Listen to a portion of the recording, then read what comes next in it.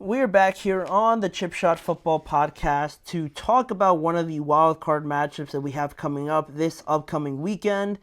Not really so much of a preview, but just really focusing in on the Eagles and their quarterback, Jalen Hurts. Because Green Bay and Philadelphia will see each other again for a second time this year after their Week 1 game, if you guys remember, down in Brazil. And apart from all the the extra stuff outside of football, going to a new country and things like that, and bringing the NFL to South America, the game put on a very good performance. It was 34-29 in favor of the Eagles, and now with their rematch coming up on Sunday at 4:30 p.m.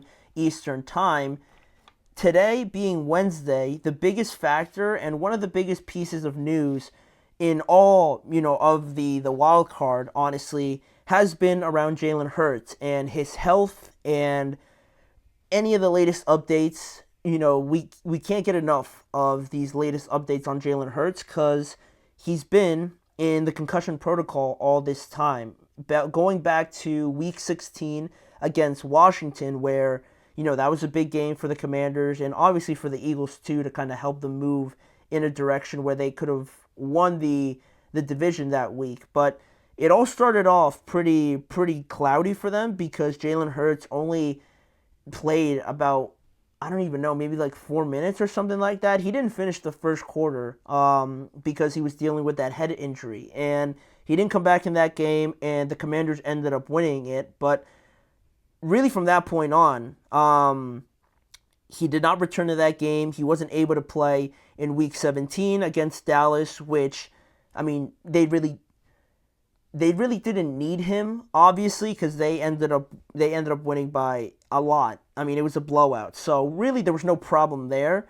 Then you go to Week 18, and he still was not cleared to play. But again, a meaningless game because they were already locked into the number 2 seed, so he probably wasn't going to play anyway. But although he might have missed those games against lesser opponents where you might not have needed him as much as weeks before that, obviously, or even in the playoffs, right, leading up to it, the issue is not that he missed those games as much as it was that he wasn't cleared yet, that he had not cleared the concussion protocol yet. And those are two different things, right? Because if you're not playing, it could be for a couple reasons, right? You're not feeling great, obviously, injury related, like Jalen Hurts is, or you're being sat, because you have the opportunity. You've already locked up everything, so you just don't have to play. And the coach decides to sit you, like he did with Saquon, A.J. Brown, Devontae Smith, all those guys. So those are a couple reasons why you missed the game. But it is different from the fact that if you were able to play, if you were in a must-win game or something like that, even still, Jalen wouldn't have been able to play because he's not cleared yet medically. And he's still, this was news to me because I didn't know really the process of the concussion protocol, because according to these reports on the concussion protocol and what it entails, it's a 5-step process to kind of receive full clearance in order for you to just return to football activities like practice and things like that, full on practice. The 5 steps in the concussion protocol are: first, you got to go through some symptom limited activity right at the start. Then from that point, you move up to aerobic exercises, moving it up a little bit more. Then from that point on, you kind of get it together, put those two together, and you move up to football-specific exercises. Then you go up to club-based non-contact training drills. And then the last step in the concussion protocol is full football activity and receiving that medical clearance at the end of it all. If you're able to pass through all 5 of those steps, then you should be good to go in returning in full football activity, right? Obviously. But Nick Sirianni said back on Monday that Jalen Hurts still remained in that concussion protocol, and yesterday he wasn't a participant in practice whatsoever. So things were starting to get a little bit tight when it came to this situation with the Eagles and Jalen Hurts, because yes, he's gotten a lot of rest, right? That's obviously great. He's probably feeling great physically, but I mean, you need to obviously practice, right? Heading into the wild card round. This is the start of everything. You obviously have Super Bowl aspirations. So now that it is Wednesday, it gets a little bit concerning when your starting quarterback isn't out there going through, I mean, he's going through the game plan, right, mentally and everything like that, but it's not the same as repping it out, going through it on the football field, and, actually seeing it and going through the motions and whatnot, right?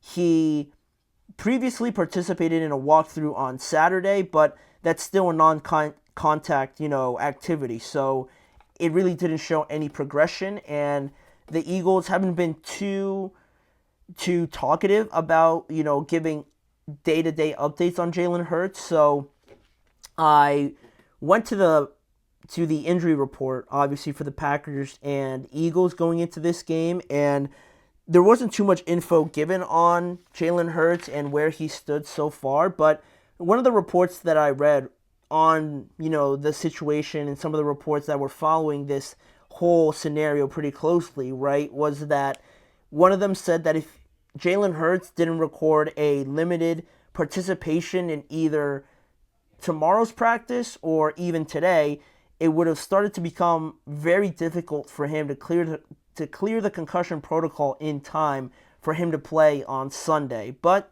that's where we get to the injury report, obviously, today. And I'm looking at it now, and under Wednesday, apparently Jalen Hurts was a limited participant today.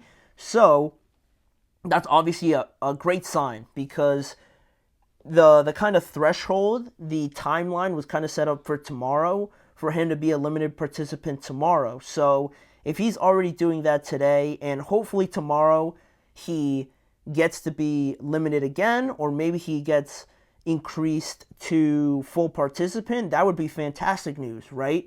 Because then there would be no problem with him missing the game. But the worst case scenario would be if he didn't practice tomorrow, or it would stay kind of the same if he was limited again tomorrow, and then it would really come down to Friday and maybe a little bit of Saturday, but then you're really cutting it close with fully clearing the concussion protocol, right? Because this isn't something that you could just kind of play through, because the protocol is the protocol, right? It's there, and there's no exceptions, there's no playing through anything. It's not like a hamstring injury where it still hurts, it's still pretty, it's still pretty injured, but you can go out there and kind of give it your best try at it, right? There's none of that, right, with a concussion. So it's trending in a better direction than what I thought it would be. This is my first time looking at the injury report, so I thought he wasn't going to practice today, but at least it looks like it's heading in a possible scenario where Jalen Hurts is going to be out there. So that's obviously great, because,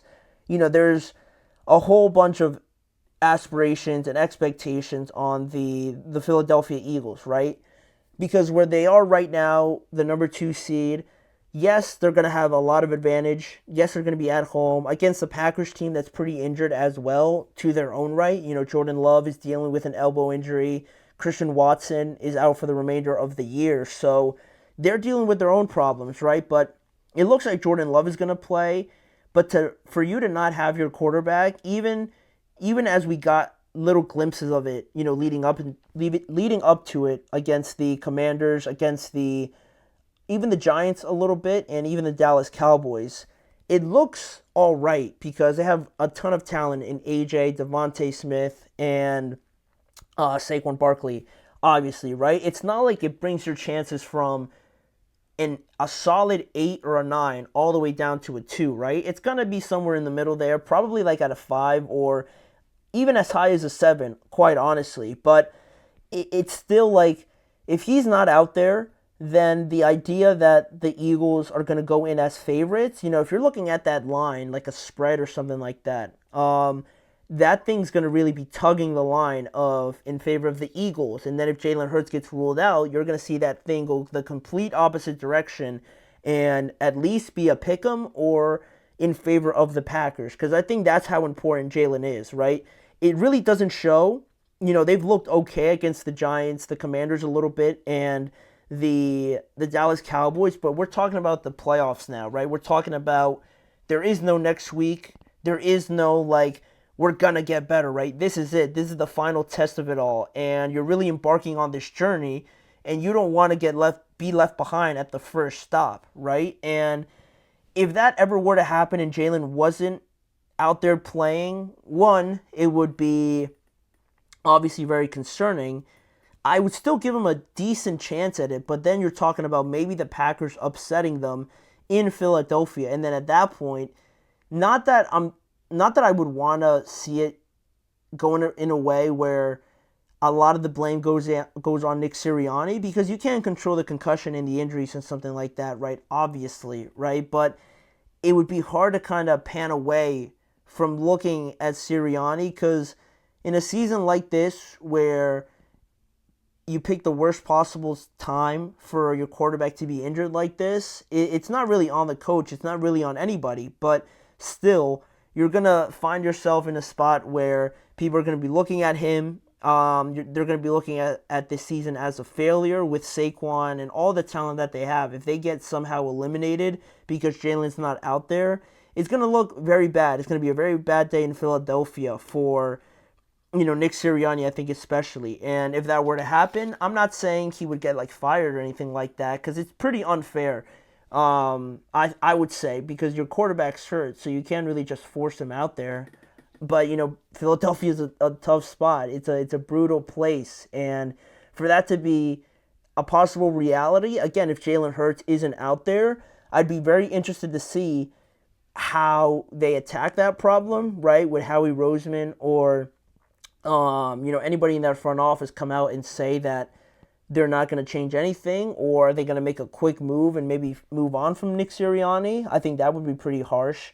And I've been critical of Sirianni, but it's a weird gray area where you're missing a guy and he's in the concussion protocol still, and you really can't do much about it except just hope that he comes back in time. And it's a huge determinant, obviously, for people that criticize Jalen and maybe don't look at him as a polished passer or a top passer in these playoffs, but he fits exactly what they want to be. His running ability, obviously the tush push and everything like that, he's perfect for them. And I think we haven't really seen it because they played against the Cowboys, Giants so far, how much they'll miss them in a playoff environment. But that's still a long ways away. That's still a big hypothetical, obviously, but we'll see where it goes. Tomorrow's going to be a huge day for Jalen if he's a limited participant again, or maybe he gets bumped up to full time in being able to practice. So we'll keep an eye on that for tomorrow, and I'll probably mention it briefly